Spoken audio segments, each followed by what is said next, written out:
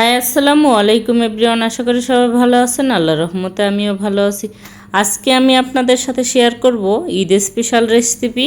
আপনারা অবশ্যই এই রেসিপিটি ফলো করে ট্রাই করে দেখবেন, ভালো লাগবে ইনশাআল্লাহ। এইখানে আমি নিয়েছি গরুর মাংস, মোটটা ভালো করে ধুয়ে পরিষ্কার করে নিয়েছি, আর একটা মাটির পাত্র।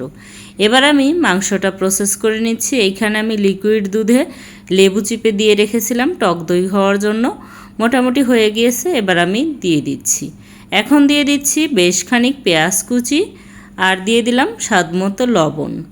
এখন দিচ্ছি সামান্য মরিচের গুঁড়ো পরিমাণ মতো, আমি বেশি ঝাল দেব না, তবে মিডিয়াম দেব। আর দিয়ে দিলাম এইখানে 12 মশলা রাঁধুনি সহ বিভিন্ন ধরনের 12 প্রকারের মশলার গুঁড়ো আর আদা রসুন বাটা। এবার আমি দিয়ে দিচ্ছি জিরা বাটা।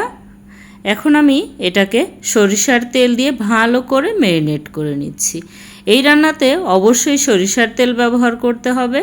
সরিষার তেল দিয়েই এই রান্নাটা কিন্তু বেশি ভালো লাগে, অন্য অন্য তেলেও করা যাবে। আর আমি এখন দিয়ে দিচ্ছি হলুদের গুঁড়ো।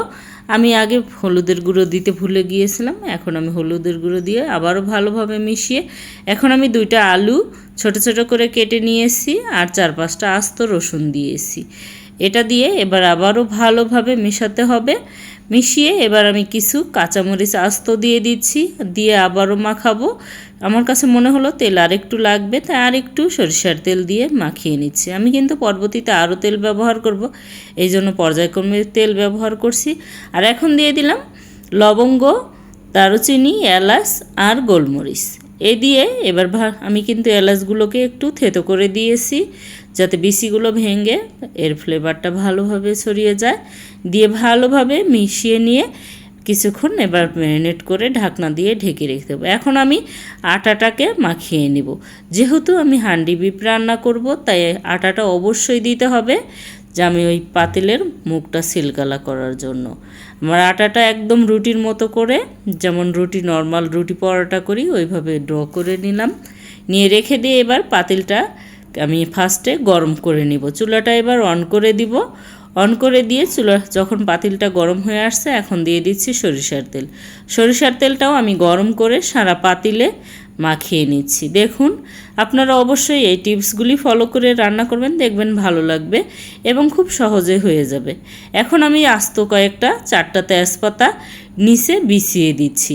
আপনারা খেয়াল করুন, এখানে কিন্তু আমি তেজপাতাটা দিয়ে দিচ্ছি কারণ নিচে যাতে মাংসটা না লেগে যায়, কারণ এই রান্নাতে কোনো পানি ব্যবহার করব না, তাই অবশ্যই এইভাবে দেওয়ারই চেষ্টা করবেন, না হলে নিচে লেগে যাওয়ার সম্ভাবনা থাকে।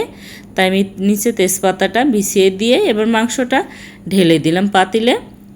দিয়ে এবার এইখানে কিন্তু আমি কোনো আর পানি ব্যবহার করিনি, এ যাবৎ আমি মাখিয়ে যা রেখেছিলাম, আর ওই পাত্রটা ধুয়ে অল্প একটু পরিমাণ পানি আমি দিয়ে দিলাম। জাস্ট পাতিলে যে মশলাটা লেগেছিল সেইটুক ধুতেই যতটুক পানি লাগে, এইখানে কিন্তু তেমন বেশি পানি না, অল্প একটু।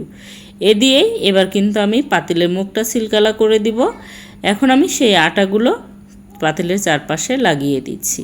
দেখুন, আটাটা কিন্তু আমি ফার্স্টে লম্বা শেপ করে নিয়েছিলাম, সেটাই এখন চারপাশে লাগিয়ে দিচ্ছি, যাতে ঢাকনার চারপাশ দিয়ে পানির বাষ্প না বের হতে পারে এবং ভাপে যেন পুরোপুরি এই মাংসটা সিদ্ধ হয়। আপনারা কে কোথা থেকে আমার এই ভিডিওটি দেখছেন অবশ্যই কমেন্টে জানাবেন। ভিডিওটি ভালো লাগলে লাইক শেয়ার দিয়ে আমার পাশে থাকবেন। ইউটিউব থেকে দেখলে সাবস্ক্রাইব করবেন এবং পেজ থেকে দেখলে ফলো দিয়ে আমার সাথে থাকবেন, যাতে পরবর্তীতে এমন মজার মজার খাবারের নোটিফিকেশন প্রথমে আপনাদের মোবাইলে আসে। আমি কিন্তু এটা দিয়ে পুরো 45 মিনিট ঢাকনা দিয়েই সিদ্ধ করব। পুরো রান্নাটা করে নিব, মাঝে মধ্যে একটু করে নেড়ে দিব, যাতে এপিট ওপিট ভালোভাবে প্রপারলি সিদ্ধ হয়ে যায় আর রান্নাটা হয়। আর এখন কিন্তু ছিদ্র দিয়ে একটু একটু বাষ্প বের হওয়া শুরু করে দিয়েছে, আর দারুণ একটা ফ্লেভার বের হচ্ছে।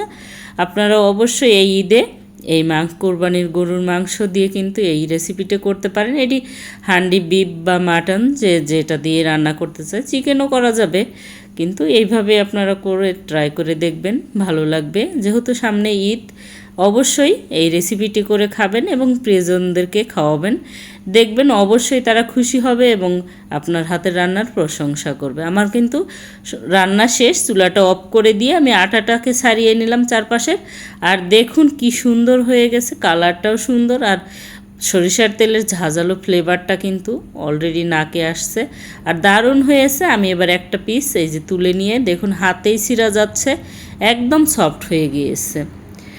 আমার রান্নাটা কেমন লাগলো অবশ্যই কমেন্টে জানাবেন, আর ভালো লাগলে শেয়ার দিয়ে অন্যকে দেখার সুযোগ করে দিবেন। ধন্যবাদ সবাইকে আমার এই ভিডিওটি দেখার জন্য। Thanks for watching. আল্লাহ হাফেজ।